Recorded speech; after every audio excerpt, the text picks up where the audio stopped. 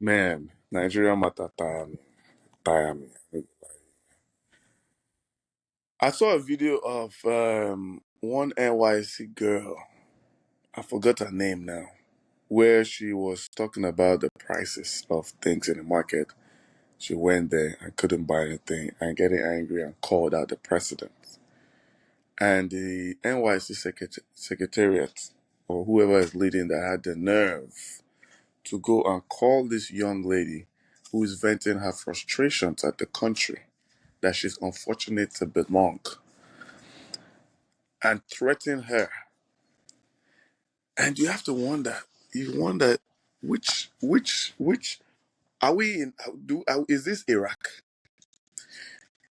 You know, if you do any type of research, you would understand how unfortunate it is to actually be called a Nigerian, and maybe you would raise some anger in your soul to fight that country or fight back at the politicians because there's nowhere in the world, and I repeat it, there's nowhere in the world where the price of something like a commodity triples in value, right?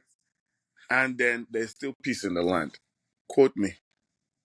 Even war-torn countries, there's nowhere in the world where I wake up in the morning on a Tuesday morning or Saturday morning, I go to the markets. They say price of Maggi is no more 10 naira, it's now 30 naira, for example. And I just be like, oh, well, Nigeria now, wow.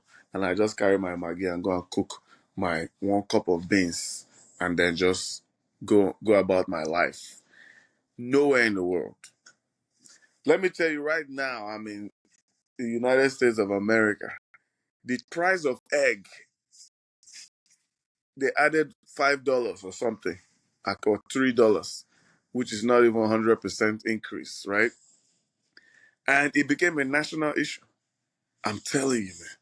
The price of egg went up, inflation went up, many things went up, and it became a national issue. When I'm saying national issue, reporters going to the White House and directly asking the president, President Trump, President Biden, what happened to the price of eggs? Eggs. You get what I'm saying? And you know, there's it's even better in the country because there's stability in the country. That people that can, that people are not. If you don't have money, the government can give you money. In Nigeria, if you don't have money, the government doesn't care for you. Still, yet the government or the whoever can just increase the price of eggs 3 times, 4 times the price, and the young people are just gonna be like, "Oh yeah, oh, Nigeria, Nigeria." It doesn't make any sense. The country needs to stop running. Like, if people cannot actually live, like, there are people who cannot actually eat 1 square meal for 2 days. This is not a war-torn country. By the time you understand, there's poverty in the world, right? But poverty has limits, right? There's some places they have poverty, but they have farming, right? There's some places they have poverty, but they have government to chip in. Nigeria, we don't have anything.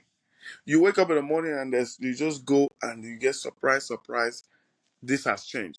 I can't tell you how many times you're working on a project and they'll tell you that, okay, this cement was this price today. In in the same week, the price has increased. Same week. What type of country are we even living in? And what exactly is the is making you be very comfortable with this type of scenario, and you can't do anything about it? Just imagine.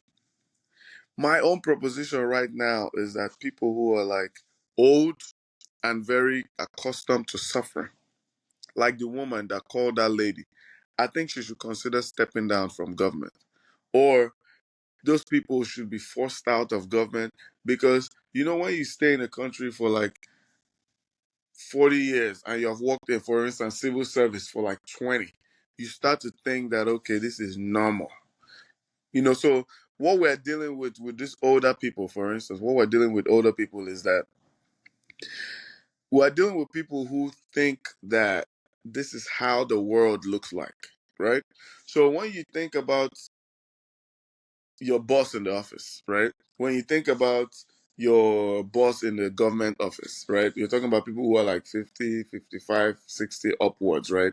Imagine that these people have been working since when they were like 25, so give or take 25 years, right?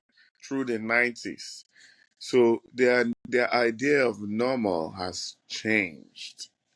So what you see as abnormal as a young person, they see it as normal. So they're looking up to you to be the revolution. But they will initially fight it because they would naturally fight it because this is what normal, and you are trying to disrupt their normal. But what it is that you are not supposed to take it as normal. If you, everybody who's listening to me who is 50 years or younger, right?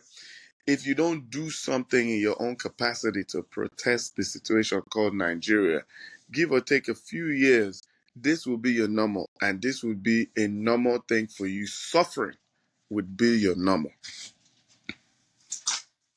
And you definitely do not want that to happen, because when that happens, you determine the future of the next generation's normal, right? And Nigeria will continue going in circles of suffering, right? We have to understand that these old people have taken Nigeria as the suffering as normal. So you, the young people, need to do the fighting. You guys need to do the protesting. If you don't do it, I promise you, this is going to be your normal. It's a serious but not too serious podcast. It's your host with the most, a little fresh out of the Juicy J. Thank you.